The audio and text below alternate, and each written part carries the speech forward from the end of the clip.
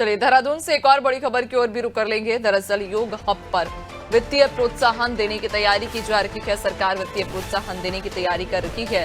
उत्तराखंड की धामी सरकार तैयारी कर रही है। अनुमोदन के लिए विधायी को प्रस्ताव भेजा गया है। उत्तराखंड में योग अवस्थापना विकास को अब बढ़ावा मिलेगा। तो योग हब पर वित्तीय प्रोत्साहन देने की तैयारी है। सरकार वित्तीय प्रोत्साहन देने की तैयारी कर रही है। जहां आपको बता चलें कि उत्तराखंड की धामी सरकार तैयारी कर रही है और उत्तराखंड में अब योग अवस्थापना विकास को बढ़ावा मिलेगा।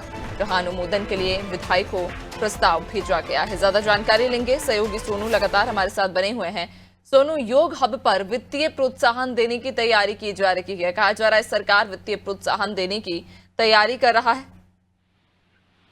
देखिए नैन्सी, उत्तराखंड की धामी सरकार ये प्रयास लगातार कर रही है कि कैसे उत्तराखंड में योग को बढ़ावा दिया जा सकता है, कैसे योग विधा को स्वरोजगार से जोड़ा जा सकता है और किस तरह से योग के माध्यम से लोगों को स्वस्थ रखने के साथ साथ यहाँ की आर्थिकी में इसका एक अहम रोल हो सकता है।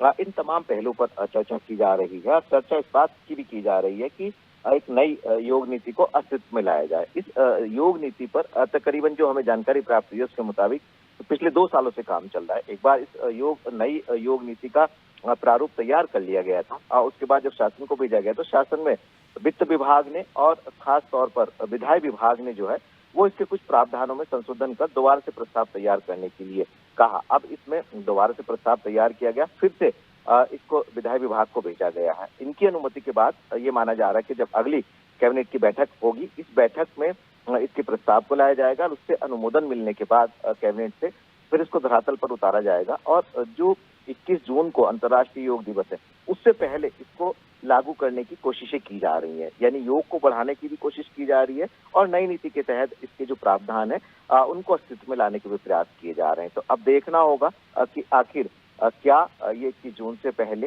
ये पूरी की पूरी जो प्रक्रिया जो विधायी और इसके साथ साथ वित्त की तरफ से जो संशोधन की बात कही गई थी, नए प्रावधानों में जो संशोधन हुए, क्या ये दोनों ही उससे संतुष्ट हो पाएंगे?